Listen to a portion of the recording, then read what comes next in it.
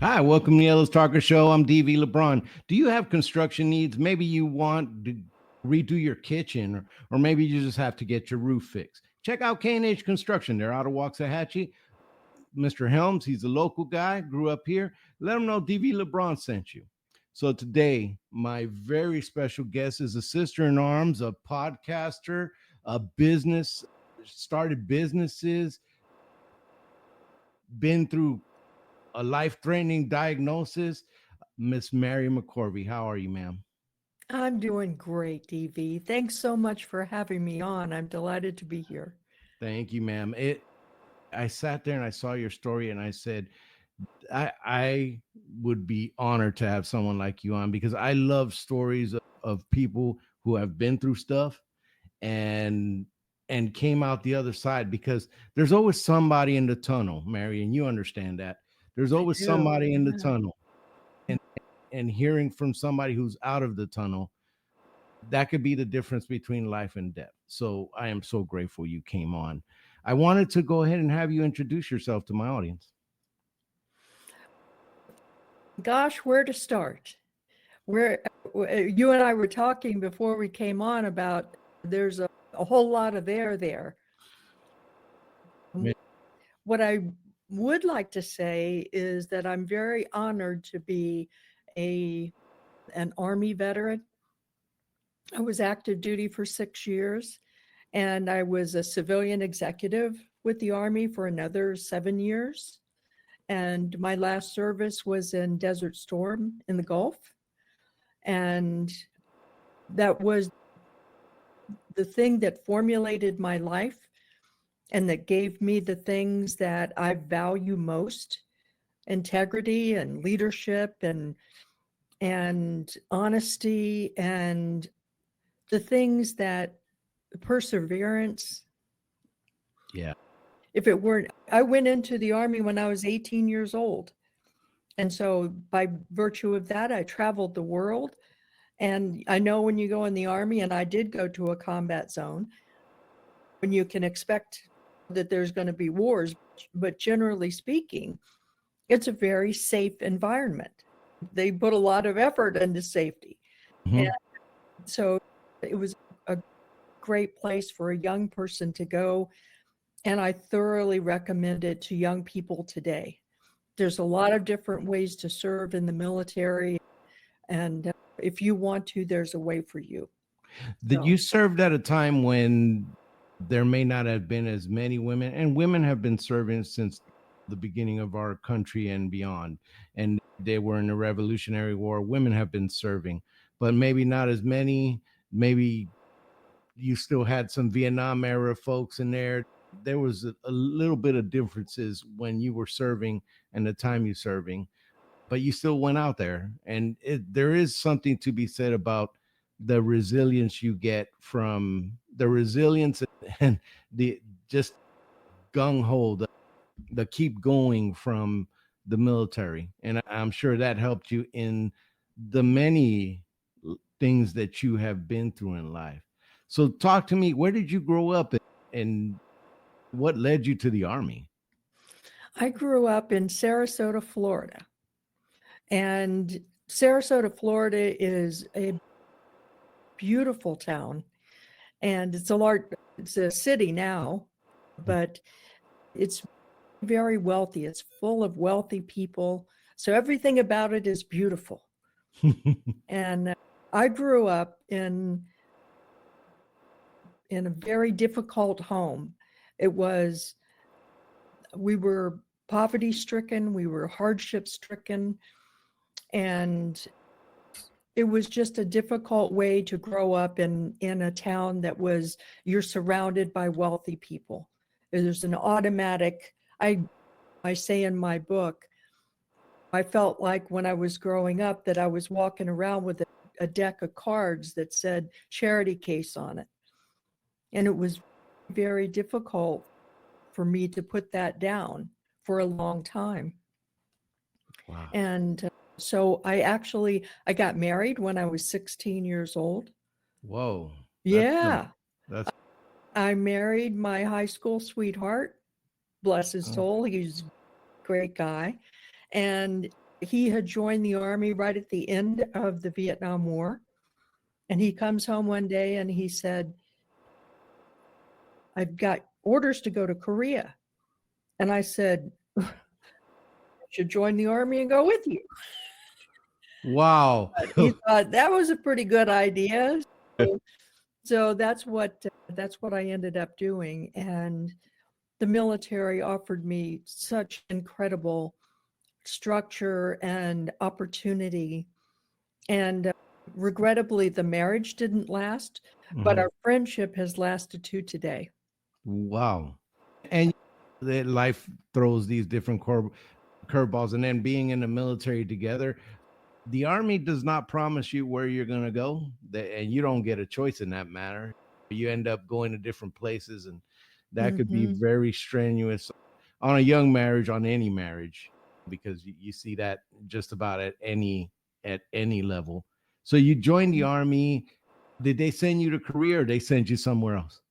No, they did send me to Korea. They ended up sending you to Yeah, they Korea. sent me to Korea, and we served there together for a little while. And then it became clear we were teenagers, Mhm. DV. We were teenagers. We Yeah. loved each other very much as two kids can, Yeah. you know. Yeah. But the military also has a way of making you grow up pretty quickly. Absolutely. And so we both really respected each other and still do today. But our paths went in different directions.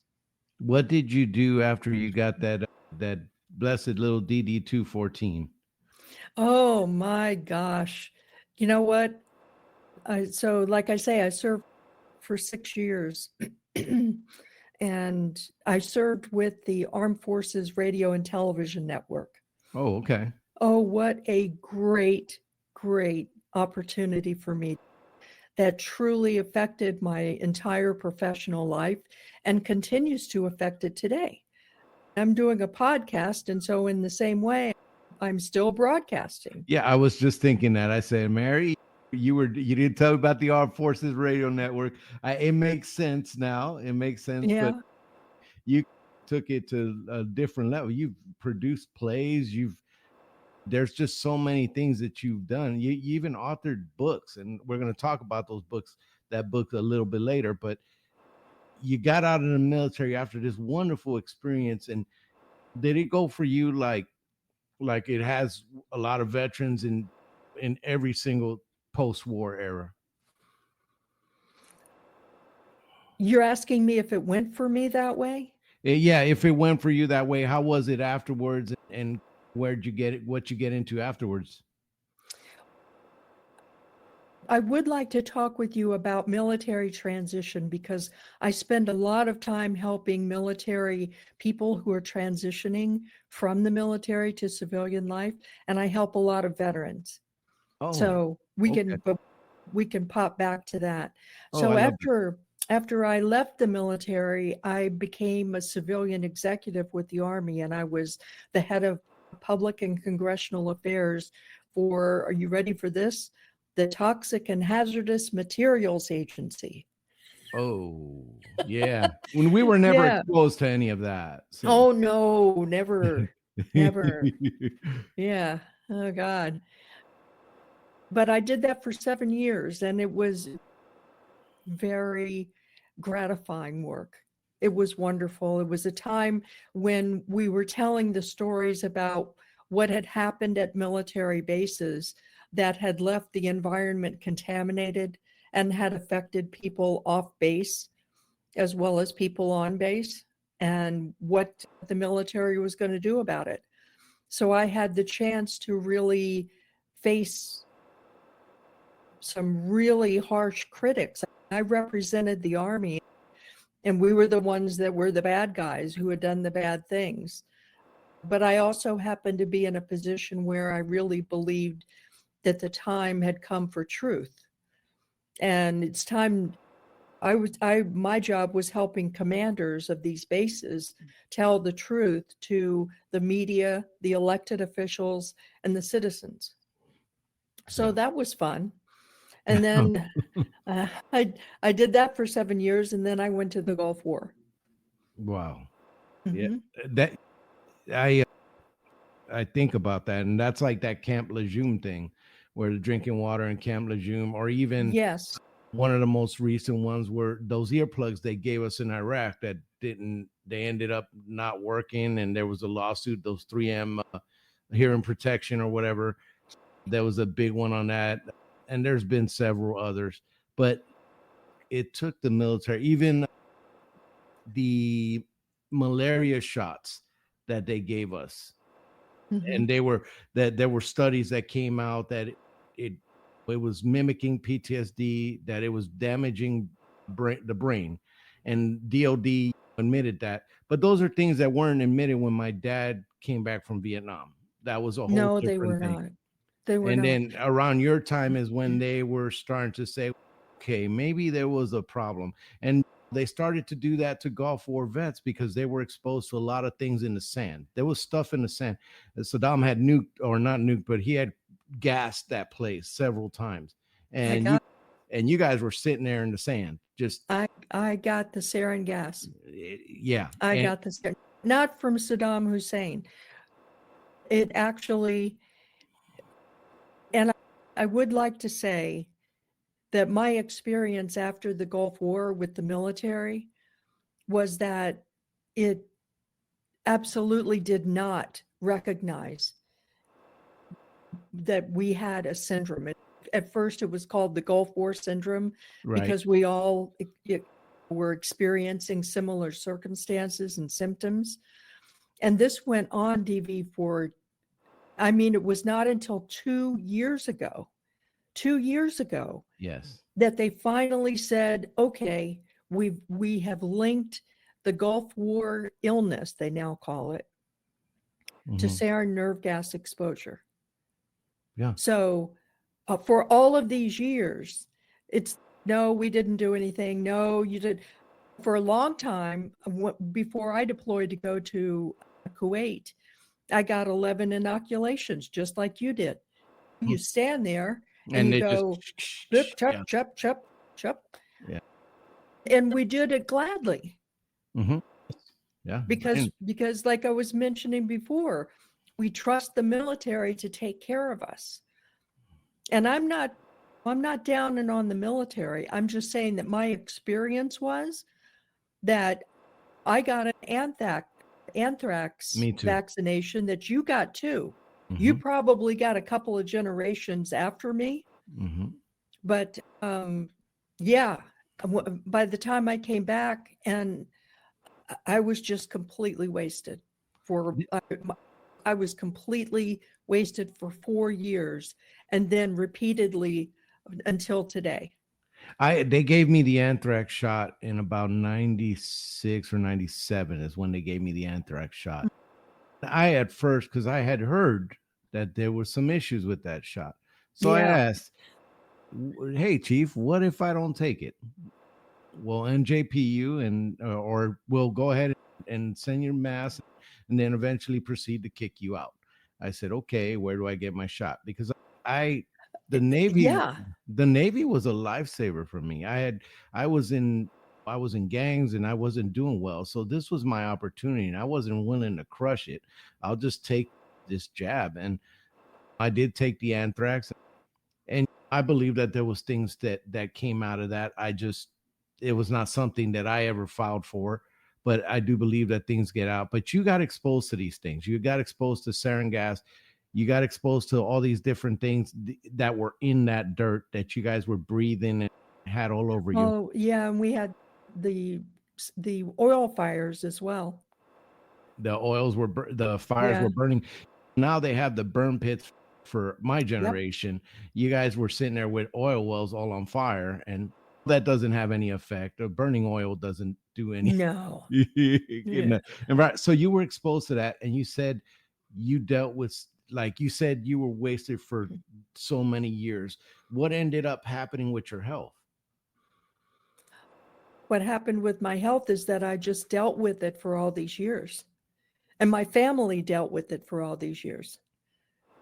It was what happened to me was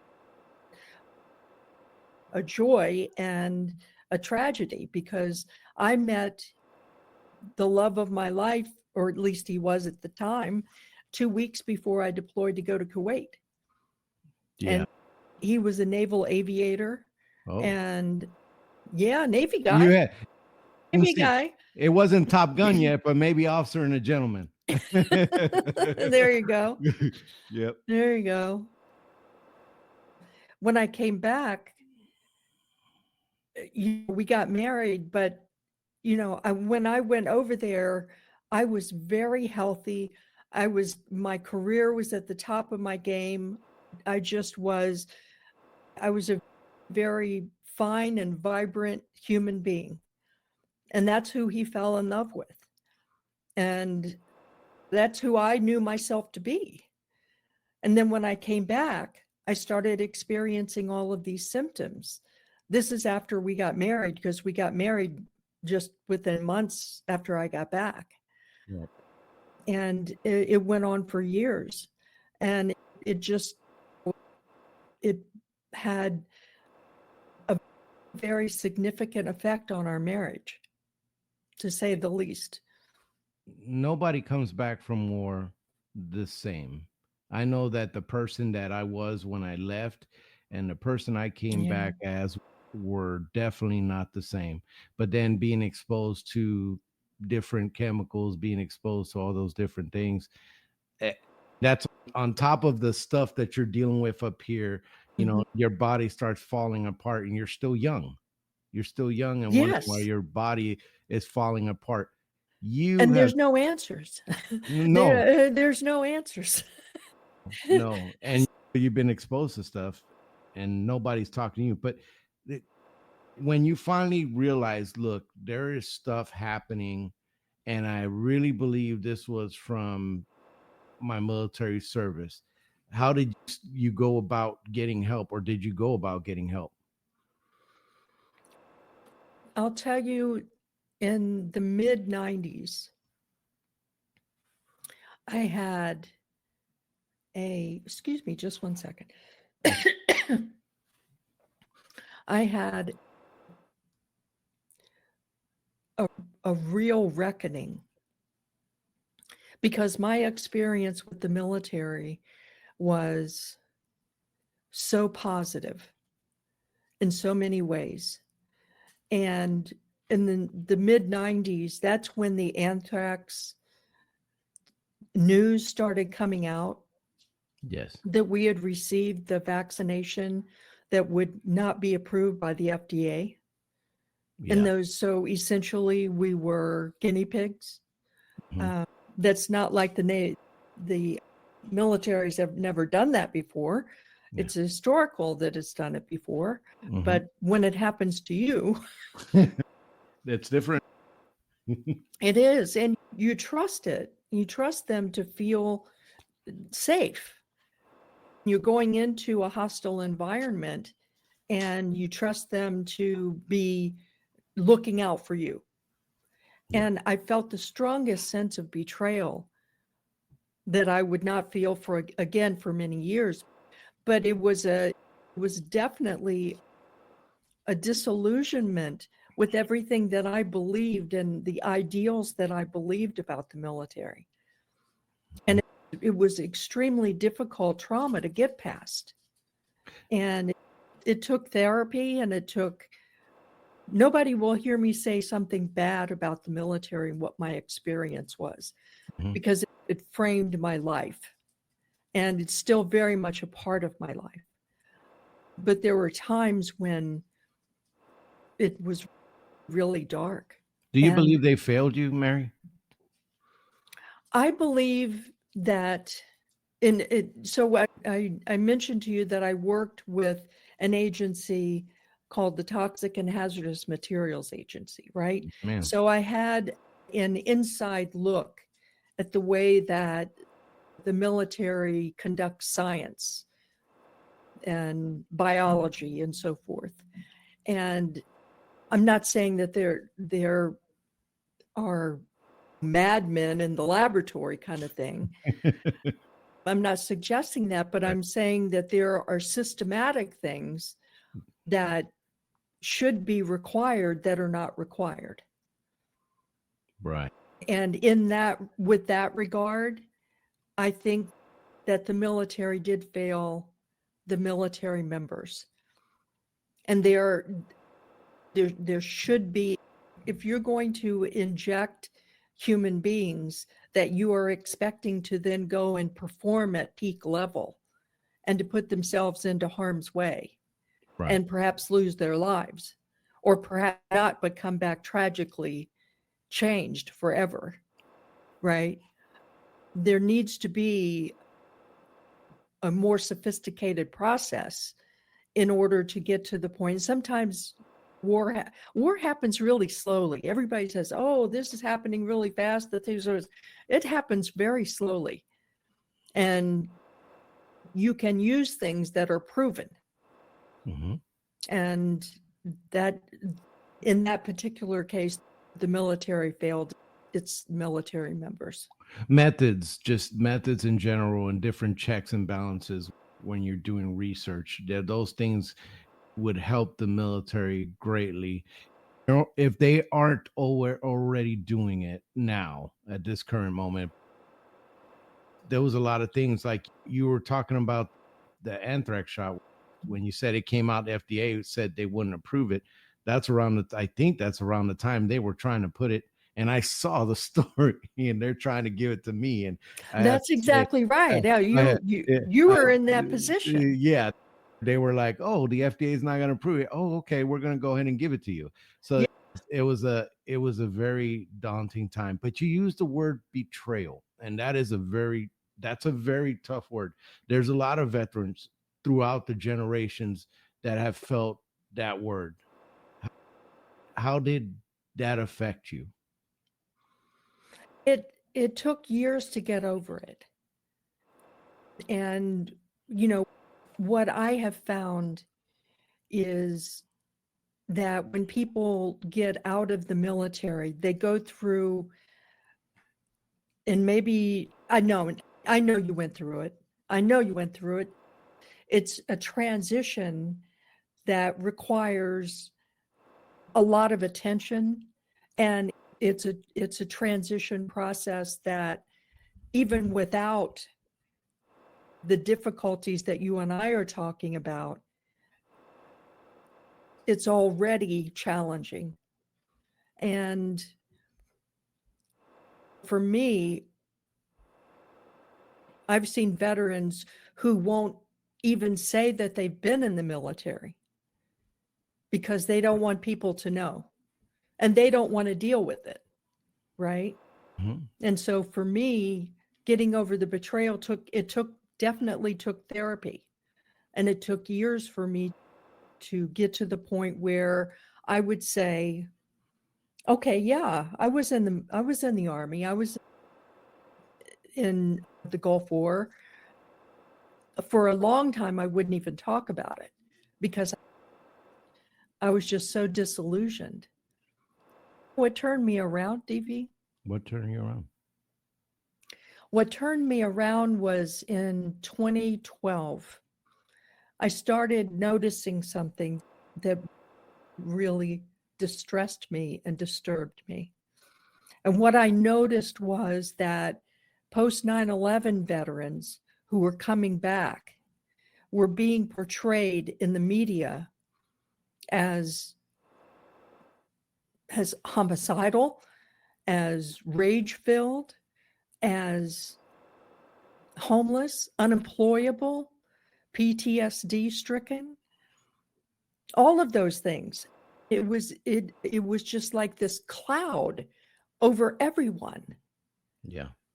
And there was a big media push at that time to portray veterans in that light, because a lot of money was being raised to help veterans who really needed it. We don't need to go into that story. Mm-hmm. You know what I'm talking about. Yes, ma'am. Yes, ma'am. Well, I got really ticked off, DV. I said, this is not right.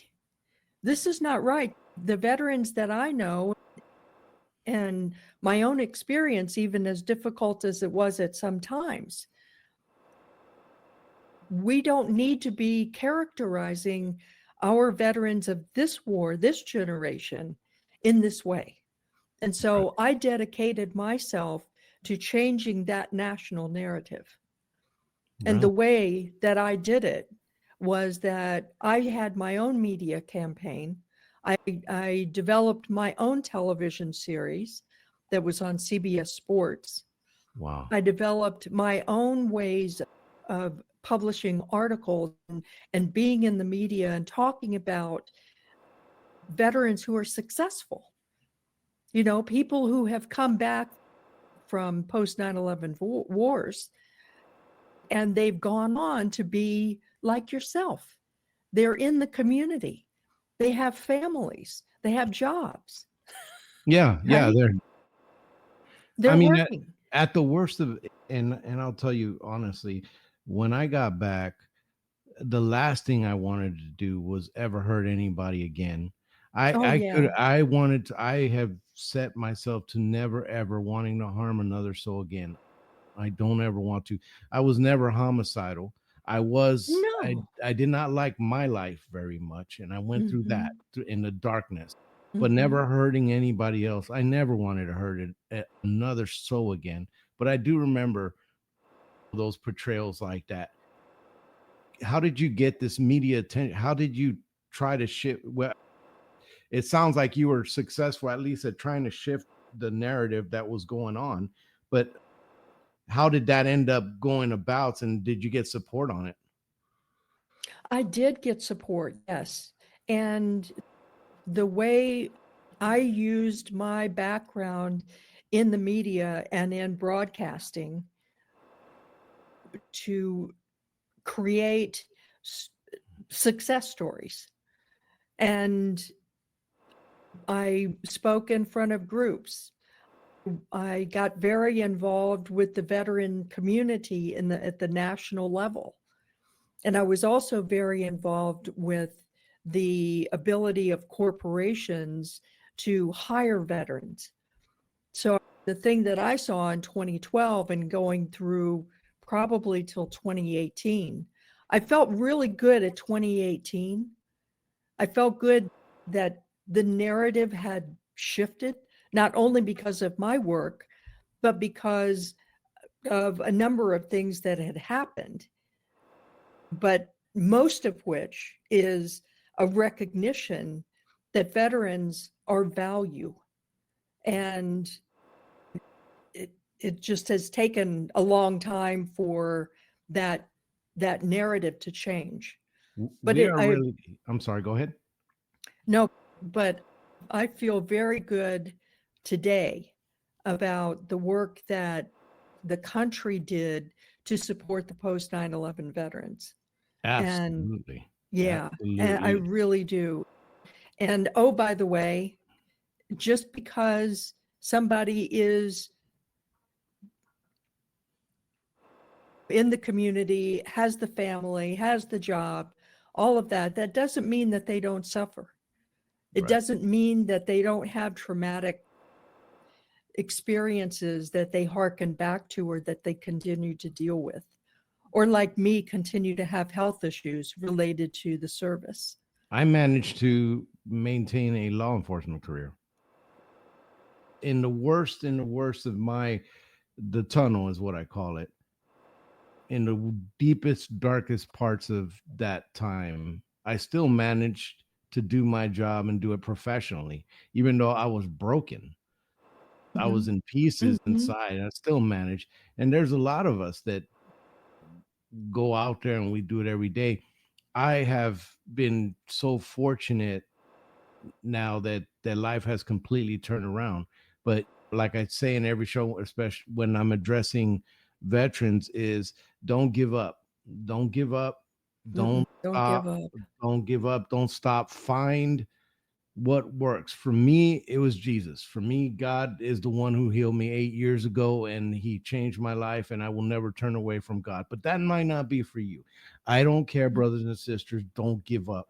Don't Don't give give up. up. I don't care what you find, whether it be badminton or Jesus. I don't care. Just keep Mhm. living. But that said, you ended up dealing with health problems, and one of the things that you dealt with it almost killed you. and you survived that. Talk to me about that battle. I found out a couple of years ago, it's been about 3 years now, that I have pulmonary fibrosis. And pulmonary fibrosis was undoubtedly caused by the sarin gas exposure. Yes, ma'am. And it has progressed over time. And now that it's been diagnosed as what it is, it has a life expectancy of 2 to 5 years. And so I found that out and I went, that stinks. Yeah, it does suck, doesn't it? There's like better news you could give me. Yeah, Like, well, I knew I wasn't breathing too well, but yeah, there is treatment that I'm going through to help with that. It took a while. The way that I dealt with that is that I also turn to God, and I find that my spirituality is so incredibly important in the way that I live my life and the choices that I make and decisions that I make. And so that has helped me a great deal. I also just got my stuff in a sock. I just remember all the times that in the military, they used to say, you better have your will filled out. You better have this, that, or the other. Yeah. I got my stuff in a sock now, buddy. I'll probably get run over by a bus before I die from, Yeah. But if I do, I'm good to go. Yeah. And there, with that whole process, it comes with a sense of freedom. Right. You face, okay, this is going to happen. There's no cure for it. There's treatment for it, but it's going to happen, and your time is your time. Right. And it doesn't have to wait for that. It can be something else some other time. I'll tell you what, that sickness messed with the wrong soldier. I truly believe that, because I think that if it's met its match, I know you're going to go ahead and keep on. And I hope you do. I pray you do. I want you to keep going, because like a lot of vets that came out, you went ahead and started trying to make the world better. Even when you were going through the work, even when you felt betrayed, even when you were going through your things of health, you still decided you wanted to help. I don't want you to go anywhere. We need you as a community. So. Well, thank you very much, DV. I do want to say that I am a part of the Veterans Administration system, and I encourage. The Veterans Administration has not a very good reputation, right? Admittedly, but I encourage veterans to get into the system, because there are benefits there that you deserve, you earn them.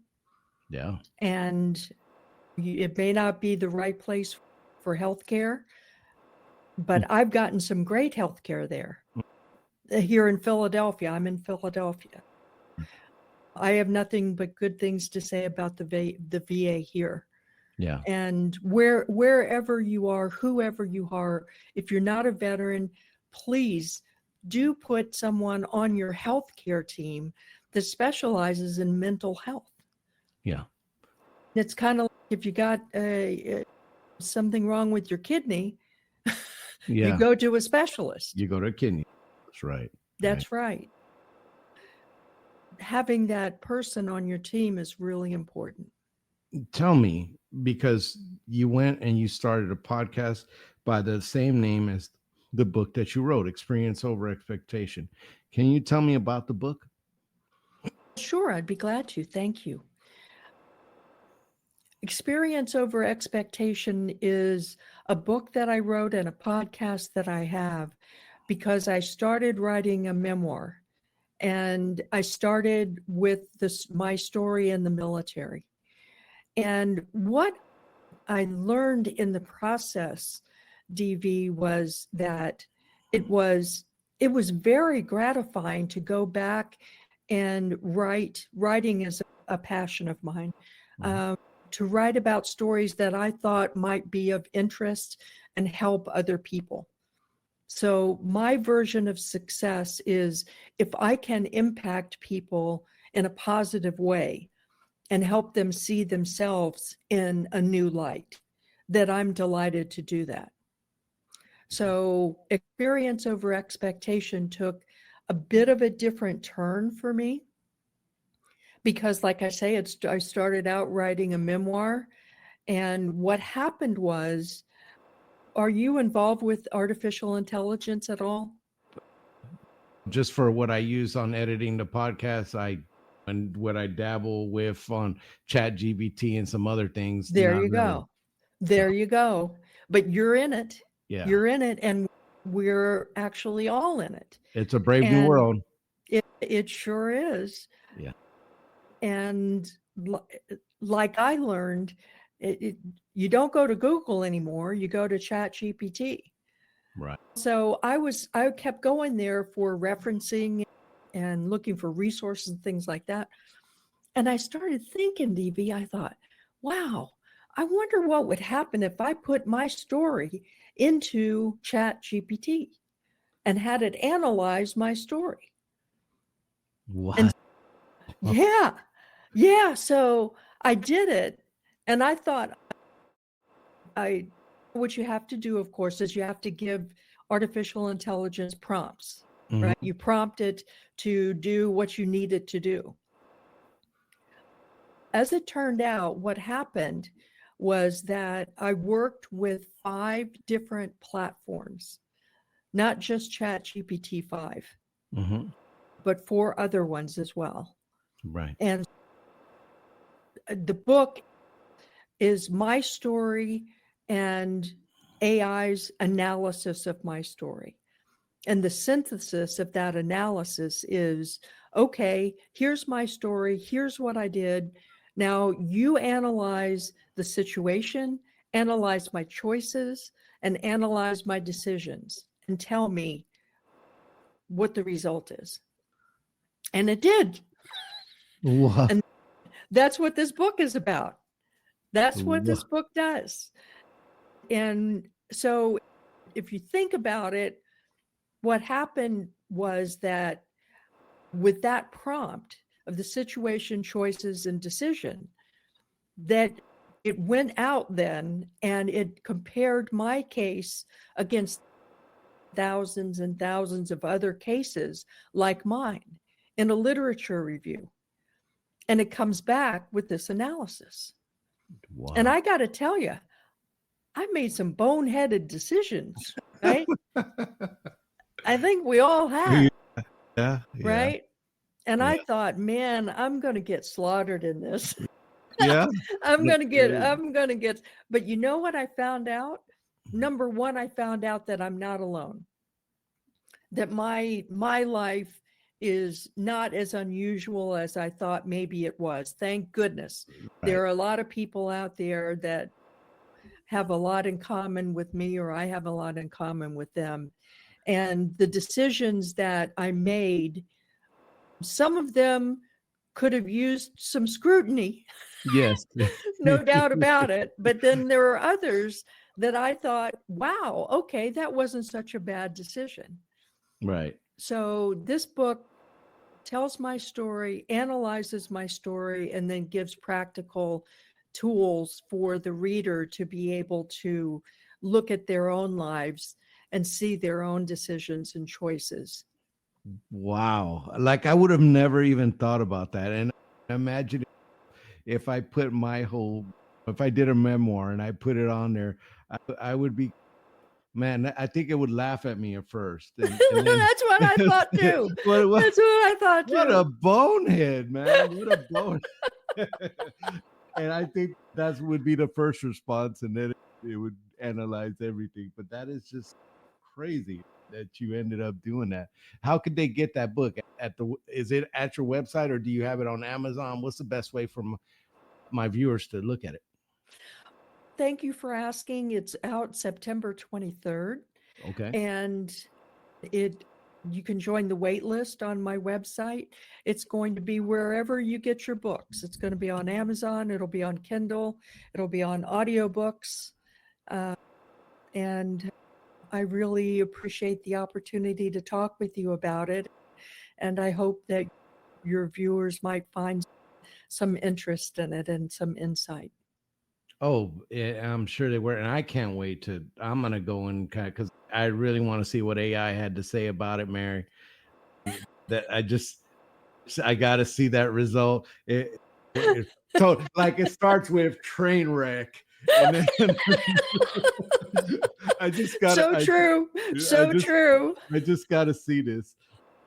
Thank you so much for coming on the show. Thank you so much for helping our brothers, sisters in arms, and most of all, survive, young lady. Survive. Thank you. You help the world become a better place.